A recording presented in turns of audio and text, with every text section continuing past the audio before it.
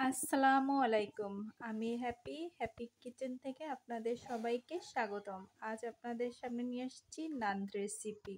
নরম তুলতুলে দোকানের মতো নান ঘরে বসেই তৈরি করা যাবে খুবই সহজে। তো চলুন চলে যাই মেন রেসিপিতে। প্রথমেই নিয়ে নেব একটি বড় পাত্র, সেখানে আমি 1.5 কাপ আটা দিয়েছি। আপনারা চাইলে এখানে ময়দা দিয়েও করতে পারেন, ময়দা দিয়ে করলে বেশি ভালো রেজাল্ট পাবেন। দিয়ে দিলাম পরিমাণ মতো লবণ। এবার দিয়ে দিলাম 2 চা চামচ গুঁড়ো দুধ, এটা সম্পূর্ণ অপশনাল, চাইলে আপনারা বাদ দিতে পারেন। দিয়ে দিলাম 4 চা চামচ চিনি।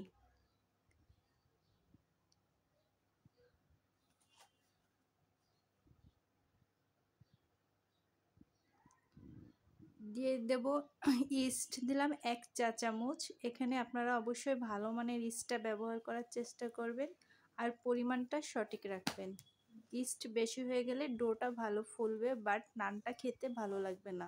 নানটা থেকে টকটক একটা গন্ধ আসবে আর ইস্টেরও একটা গন্ধ আসবে, তাই ইস্টটা অবশ্যই পরিমাণটা সঠিক রাখবেন।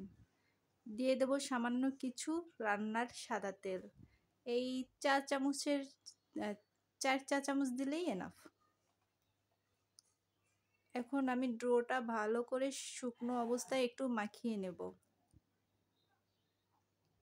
কিছুক্ষণ শুকনো অবস্থায় মাখানোর পর আমি এটায় আস্তে আস্তে করে হালকা কুসুম পানি অ্যাড করব। পানির পরিমাপটা আসলে ওভাবে বলা যাবে না, এটা নিজেকে বুঝে নিতে হবে।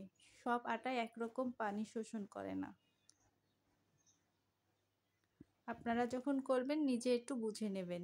এটা অনেকটা পরাটার ডোর মতো হবে। ভালো করে ডোটা মেখে নিতে হবে। ডোটা যত ভালো হবে আপনার নানটাও তত ভালো হবে।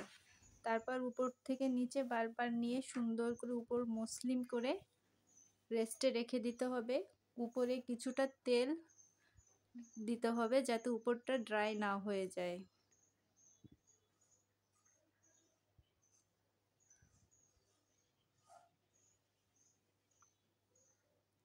এখন এটাকে 1 ঘন্টার জন্য রেস্টে রাখবো। ভালো রেজাল্ট পাওয়ার জন্য হালকা কুসুম পানি একটা পাত্র রেখে তার উপরে এটা রেখে দেব, যাতে তাড়াতাড়ি এটি অ্যাক্টিভ হয়ে যায়। তো দেখুন আমার ডোটা কত সুন্দর ফুলছে।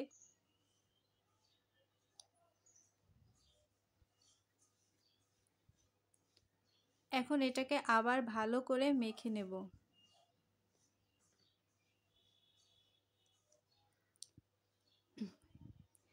1.5 কাপ আটায় আমি 4টি নান করেছি, তাই আমি এটাকে 4টি ভাগে ভাগ করে নেব।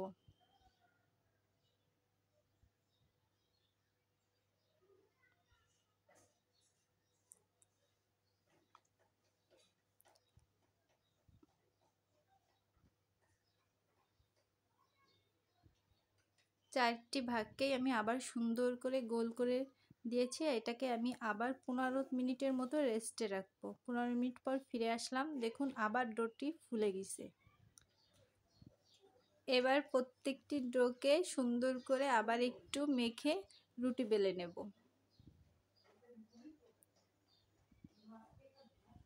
তো চলুন আমি একটি রুটি বেলে দেখাই। সাধারণত পরাটা রুটি যেমন হয় তেমনই, কিন্তু তার চেয়ে এটি একটু মোটা রাখতে হবে। নানের রুটিটা একটু মোটাই হয়। তো দেখুন আমি বেলছি।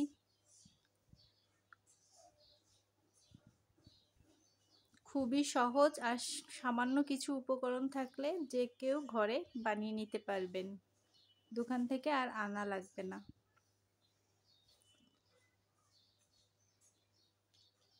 হ্যাঁ, খুব বেশি বেলবো না, কারণ এটি পাতলা হবে না, একটু একটু মোটাই হয়। তো দেখুন আমার নানের রুটিটা কেমন হয়েছে, ঠিক এরকম থাকবে। খুব বেশি পাতলা হলে সেটা খেতে ভালো লাগবে না, একটু মোটাই রাখতে হবে। তো হয়ে গেছে আমার একটি রুটি, এই যে দেখিয়ে দিলাম আপনাদের। তো আপনাদের বোঝার সুবিধার্থে আমি আরেকটি রুটি সেমভাবে বেলে দেখাচ্ছি। আশা করি আপনারা বুঝতে পারছেন, কোনো সমস্যা হচ্ছে না।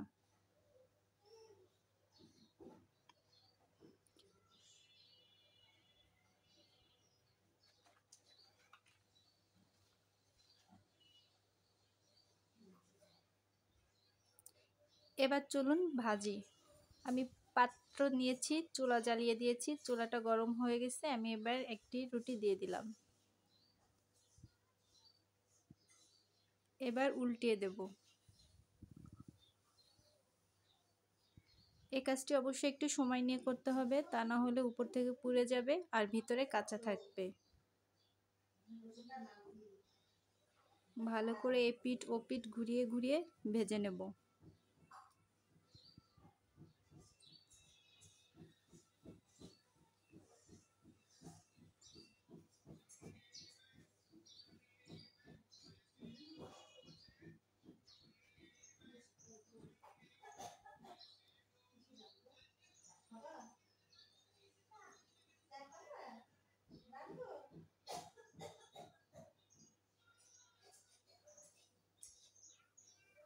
হয়ে গেছে আমার একটি নান, তুলে নিলাম। তো এভাবে আমি 4টি নানই ভেজে নিলাম। ধন্যবাদ।